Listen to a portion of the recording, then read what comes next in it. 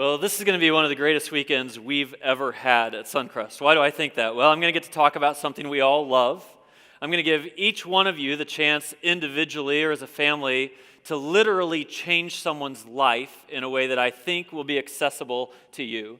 And collectively, together, we actually will get the chance to reshape a significant part of the world even before we're done this weekend. So let me kind of set the stage for that. If you've been around Suncrest very long, you probably know what our mission is. We try to repeat it pretty often. Our mission is that we're used by God to change lives. In fact, would you repeat that with me? Let's say it together. Used by God to change lives. Now, this is very important. We know that if lives aren't changing around here, we're failing. We can just call it that. But just last year, in 2018, 136 different people were baptized. And I think, wow, that's a picture of lives that are changing. But that's actually only half the mission. This is very important to me. Everyone around here who's leading understands, yes, we want to see those lives changed, but what happens then is all of us who have had our lives changed, we should have God using us to change lives. So those 136 people aren't living out the mission until we see God using them to change someone's life. That's at its fruition. That's our mission. We have a vision as a church. If you've been around very long, you've heard me describe this. Our vision is to impact 1 million people within the next 17 years. Now, I had to put 17 in there because this started 3 years ago, and I kept saying in the next 20 years. But as the years tick off, we should be honest and say, hey, we got 17 years left to accomplish this vision. And we are serious about this vision. How's it going to work? Well, we do it through starting new churches and then multiplying those new churches to start more new churches, believing that we will see 1 million people impacted. And here's the stats right now. Suncrest ourselves has started 40 churches. Those 40 churches have started more than 400 other churches. Right now, we're inching closer and closer because we add these things up to impacting 100,000 lives. And I am quite confident we're ahead of pace that in the next 17 years, we will see that impact 1 million lives on planet Earth. Why do we do that? Well, because 25 years ago, there were other churches that did that for us. Churches that came around and were generous. Suncrest never could have started without the generosity of other churches. And we could talk to them and say, hey, can we pay you back? And they say, no, just pay it forward. Just help the next set of churches start, and the next set, and the next set, and keep being generous, building the kingdom of God. And this is powerful because then in those churches, we see lives change. You just heard from Jake, who leads Mission City Church. He was here last summer. They started a church 5 years ago, and they're seeing baptisms in January outside in California. How about that? Look at this next picture. Doesn't this picture make you jealous? I mean, I'm not jealous of their baptistry. Look at that baptistry. But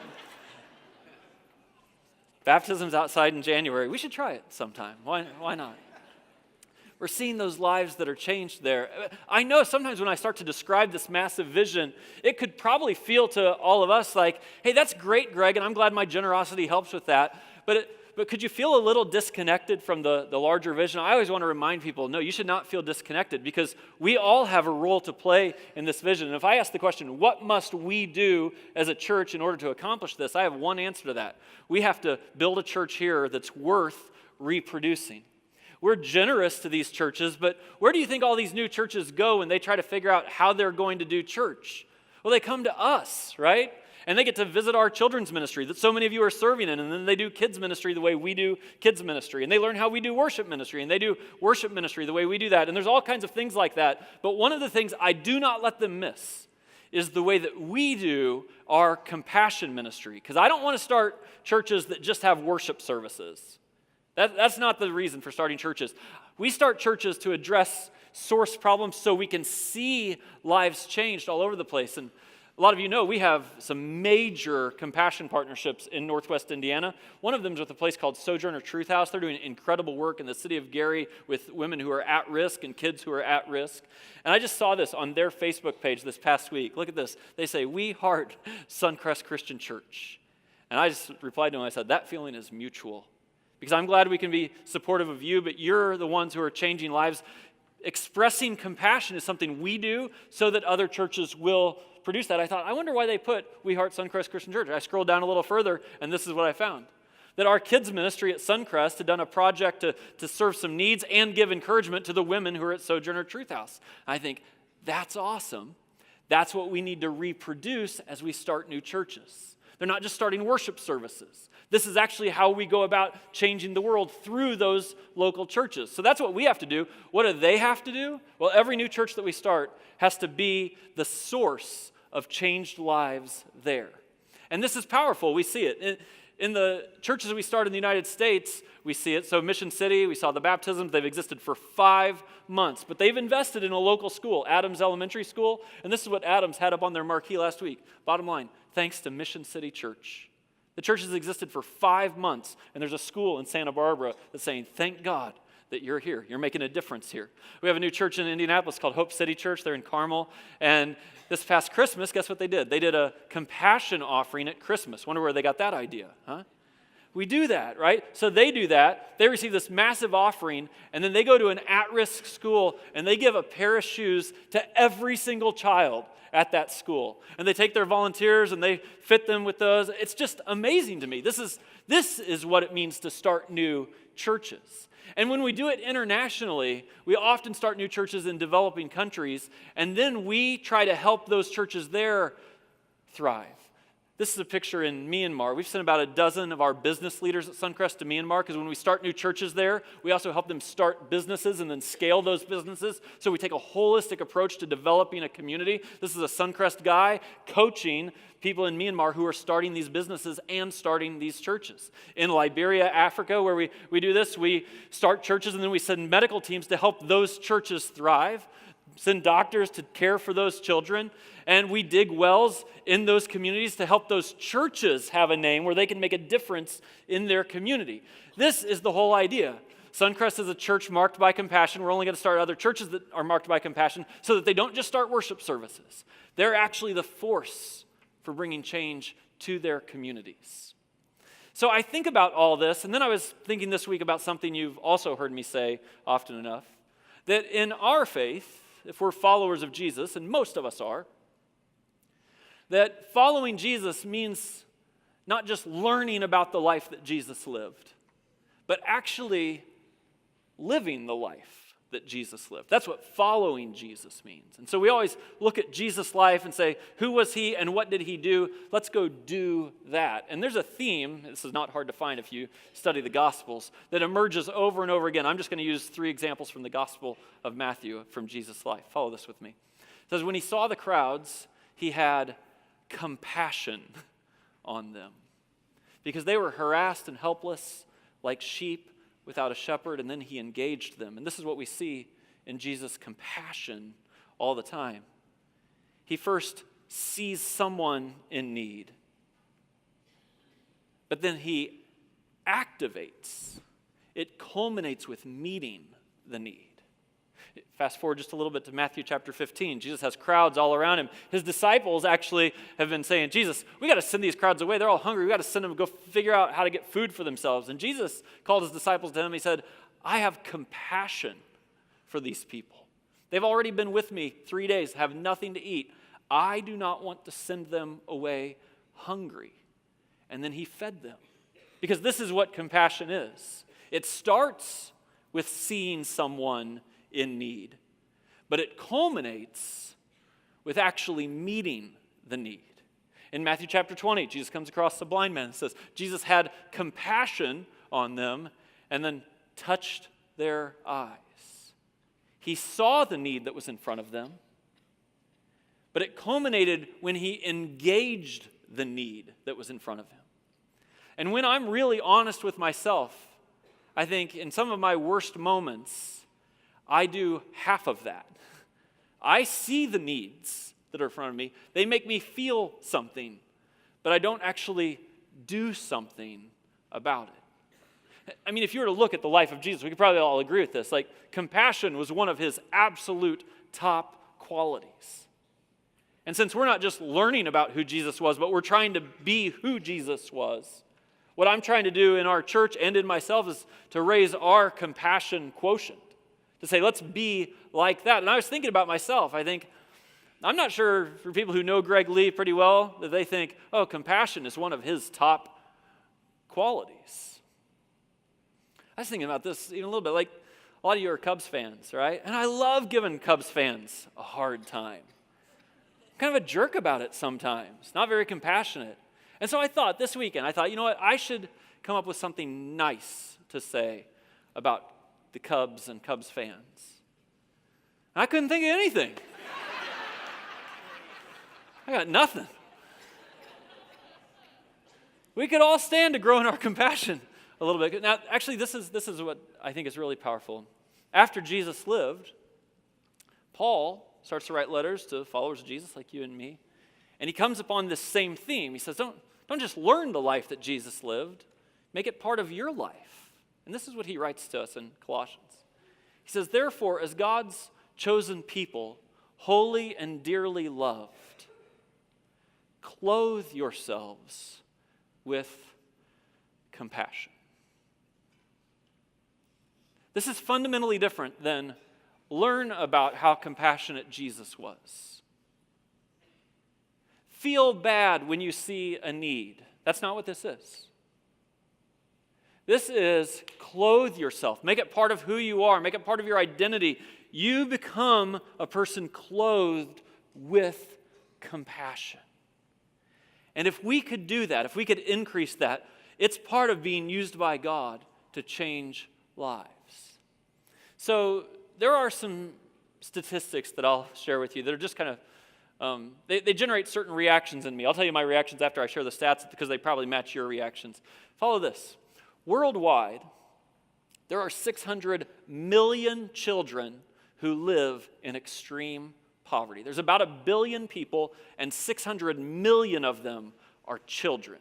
Extreme poverty is generally defined as living on less than $2 a day, and living in those conditions brings about certain results, as you might imagine. In fact, the most tragic of the results is this statistic, that every day, 18,000 children die because of poverty and poverty-related issues. Now, it's a little after 11 a.m. here on Sunday. This is what we need to think about. I don't know where you were at 11 a.m. yesterday. But wherever you were, and then whatever we did during those 24 hours, during that time period, 18,000 children died because of poverty and poverty-related issues. Now, I don't know how you react to that unless you react the same way that I do. I have two reactions. Number one, it bothers me. It breaks my heart. There is a feeling inside of me that says, that's not right. The world should not be that way. That's my first reaction. But my second reaction is, what in the world would I ever be able to do about it? It's just overwhelming, isn't it? It's almost paralyzing to think 600 million kids, 18,000 every single day.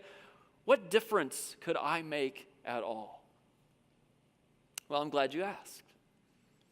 Because we had something absolutely fascinating happen last year. Last year we were getting ready for our Next Level campaign, and we knew we were going to start some new churches out of that. And I came into a discussion with an organization called Stadia. We've partnered with Stadia a lot. They help us start new churches. And they're doing tremendous work. Lots of our new churches have been in partnership with Stadia.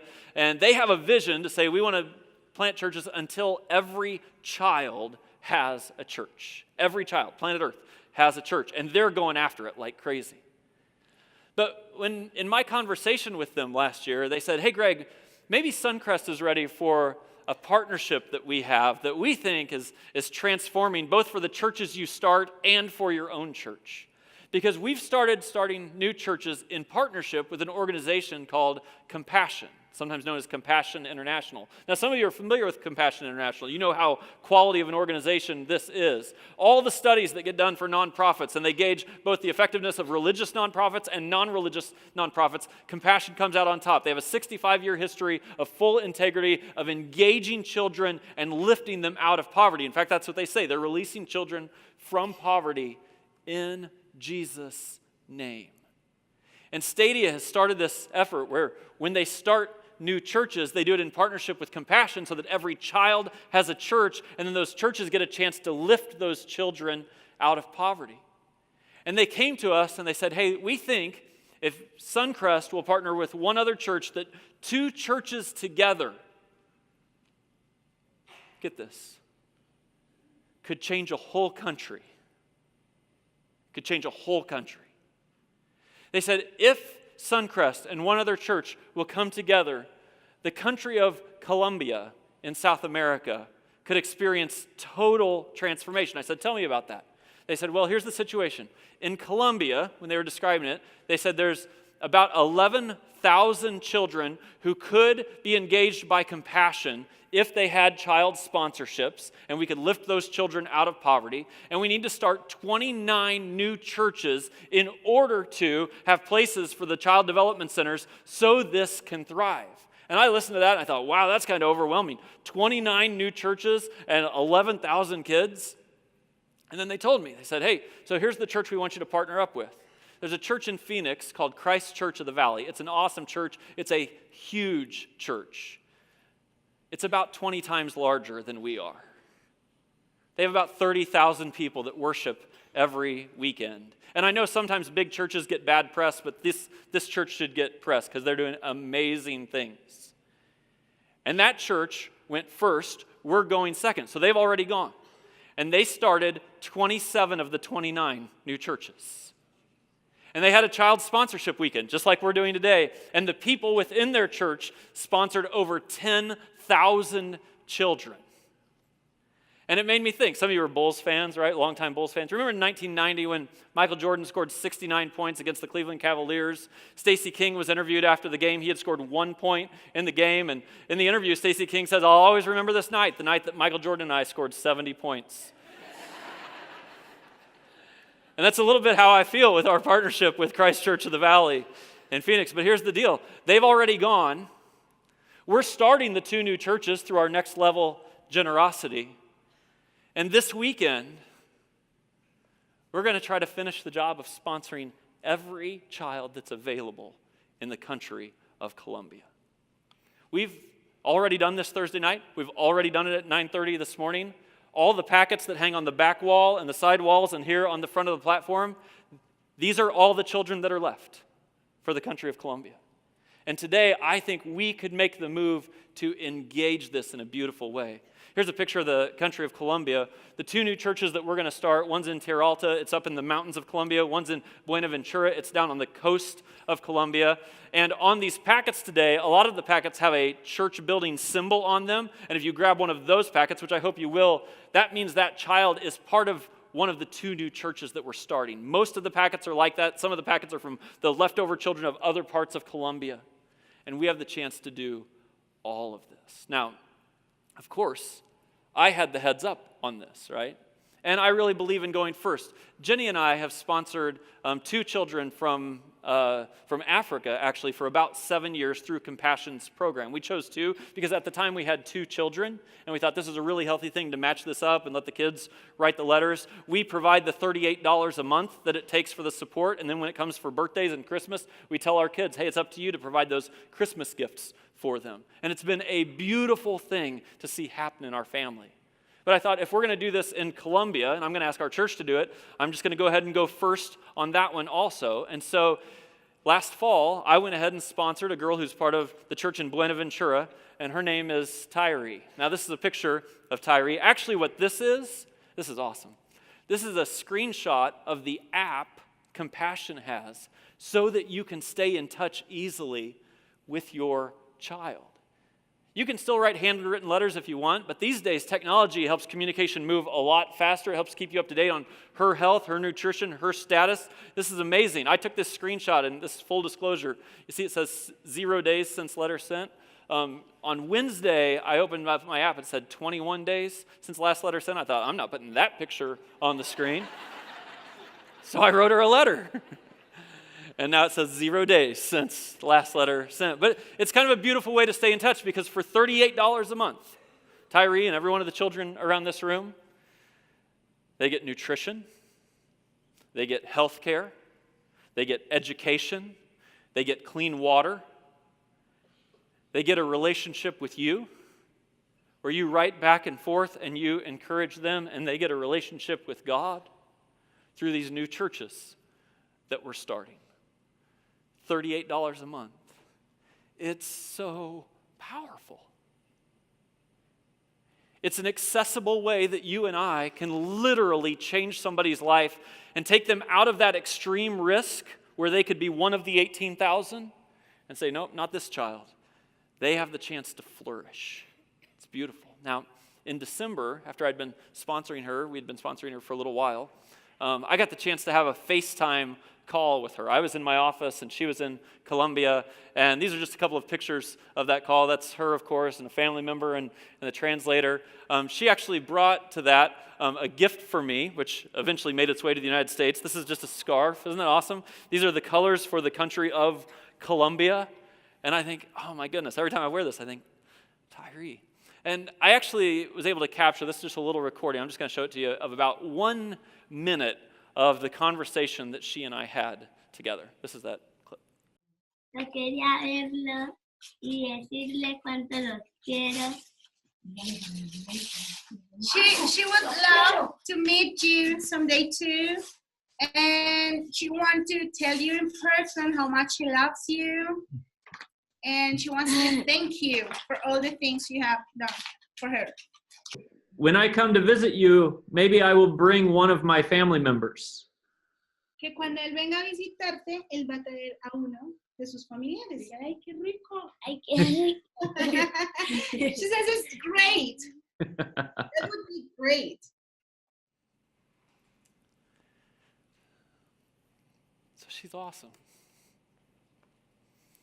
And I know, like, sometimes people are skeptical of organizations, think, are these just stock photos? I can promise you. I've been to South America. I've seen Compassion's operation there. It's full of integrity and impact. And in every one of these envelopes around the room, it represents someone like Tyree. And of course, the thing that I believe, and I want to call all of us to, is that compassion isn't just a feeling. It's actually an action corresponding to the feeling. Remember John? He was one of Jesus' followers, and he wrote one of the biographies of Jesus, and then he wanted to write some more to those of us who are followers of Jesus to encourage us to live our life like Jesus lived his. When he was writing in 1 John chapter 3, this is what he wrote. He says, this is how we know what love is. Jesus Christ laid down his life for us. You know what love is? It'll cost you something. That's what real love is. It sacrifices something for the good of the other. That's what love is. And we ought to lay down our lives for our brothers and sisters. And then he gets kind of personal. This is really good. If anyone has material possessions, and I thought, well, let's just stop there for a second, because you know how much I like to do show of hands in the room, so just help me out here. Raise your hand if you have material possessions. All right, good, just about all of us, and those of you who lied, that's okay. I actually came across these stats this week. Get this. 3.1% of the children on the face of the earth live in the United States. 3.1% of the children. Over 40% of the toys that exist on planet Earth exist in American homes. 3.1% of the children, 40% of the toys. None of us are surprised by that, right? I think those spoiled kids. That's not just the kids, of course. How about this step? 85% of Americans who have a two-car garage cannot park both their cars in that garage. It's because we have material possessions. It's just who we are. It's like second nature to us. I don't know if there's ever been any group of people in all of history that fit this verse better than us today. So if anyone has material possessions and he sees a brother or sister in need, but has no pity, has no compassion on them, how can the love of God be in that person? That person is nothing like Jesus. Jesus sees a need, has the feeling of compassion, but then compassion is the action that goes with it. In fact, this is actually what John says. Dear children, let us not love with words or speech, but with actions and with truth. And so I'm going to invite everyone in this room today to help me change the world, or at least to change the country of Colombia. And to think that maybe before we walk out of here today, I mean, this would be huge. Thursday night did awesome. 9 o'clock did awesome. This is the biggest service we have. And I wonder, I don't know if this is even possible. I wonder if we could take every single child that's in this room right now and say, yep, we finished the job. That would be amazing. So let me describe to you how that's going to work. In just a minute, I'm going to pray, and then we're going to lead into communion. And communion is a powerful part of what we do every week at Suncrest because, when you take the cups, you look at the bread and you look at the juice and you remember, this is Jesus. This is Christ. And then we encounter him and his sacrifice for us. But then what I want to ask you to do today is, as soon as communion has moved past your row out of the front, this will be a little bit orderly, I want you to think, okay, I don't need to sit and reflect a long time. I need to go do something. And I want to ask you to stand up from where you are after communion's come past you and walk over and grab one of these or more than one of these packets and say, I'm going to sponsor one of these children today. This could quite possibly be a logistical nightmare in here, okay? I'm aware of that. So let me give you a few instructions that are very, very important. Every one of these packets is just like this. When you open the packet, here's what's going to happen. You're going to open it up. There's an envelope in there. You don't even need the envelope. You can take it out. There's kind of 3 sections to it. The smallest bottom section, you just take this and you disconnect it, okay? On this section, you have a chance to write your information.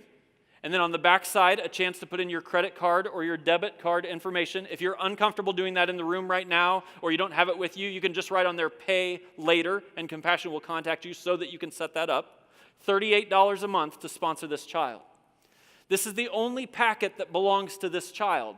So you get to take this part home. You have the info about your child. You need to leave this part, the part you filled out, here. There are receptacles by the doors on your way out.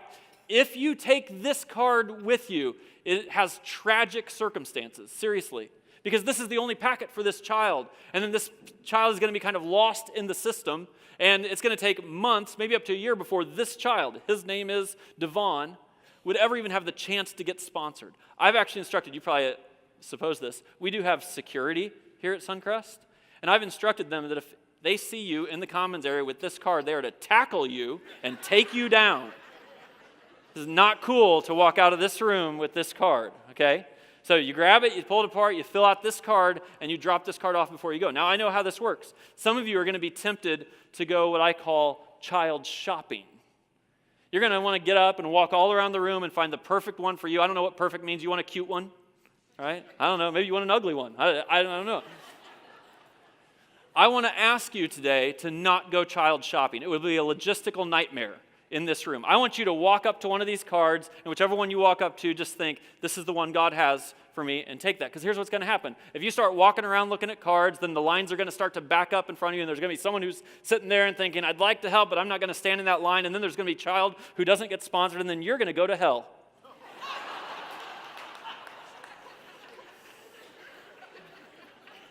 I'm just kidding, of course. Somebody dared me to say that, and if you dare me to say it, I'm probably going to say it. So it's a really big deal, though. Just lock eyes with one of these packets and decide that child is yours. Some of you might be tempted. You think, oh, you know what? I want my kids to be involved in this. They're in children's ministry right now. I'm going to run down the hall, get my kids, come back in here. Don't do that. It will create a total mess of things here. You can choose a child for your child. One of the pastors who's done this at their church, I heard him say this. I love it. He said, listen,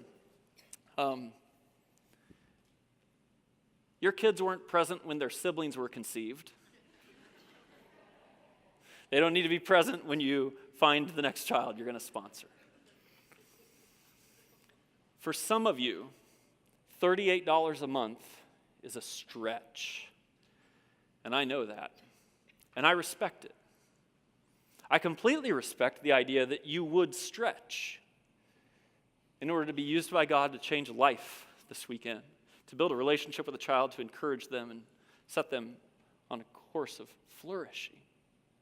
It will be a stretch. Some of you may even think, I could do $20 a month. I'm going to have to find someone else to do the other 18, but I'm going to take this packet in faith today and do this. I respect that.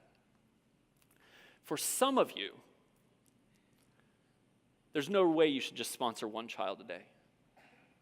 You have the means to sponsor 5 children or 10 children and change 5 lives or 10 lives today. And I want to absolutely encourage you to do so. To think of how you could change life by life by life. What do most people do? I think most people do what my family has done. which is you make sure you have one child for each one of your own children so there can be some relationship built and some modeling done for your own family. And I think that could be powerful. And so, in just a moment, we're going to share in communion together. And as soon as the trays pass you, and you'll need to kind of make your way through rows and walk past people, that's okay. I want you to get up, come grab a packet or 2 or 3 or 4, go back to your seat, fill it out, and drop that card off before we go. This is so powerful. You remember what Jesus taught us in Matthew 25? He was having a conversation with people, and the people were saying to him, Lord, when did we see you hungry and feed you, or thirsty and give you something to drink? And Jesus replied, whatever you did for one of the least of these, brothers and sisters of mine, you did that for me. And so the trays will come by and you'll look at Christ in communion. And then I want you to stand up and go to the walls, and I want you to see Christ in the eyes of a child. And I'm going to pray that God would do something supernatural here and that we finish off the country of Colombia because we're a generous people who want to be used by God to change lives. Let me pray for that right now. God, thanks for your goodness to us. Thanks for changing our lives. Thanks for loving us in ways that are powerful. And God, I just pray that we're people of compassion who see and then engage to actually meet the need. Pray this in Jesus' name. Amen.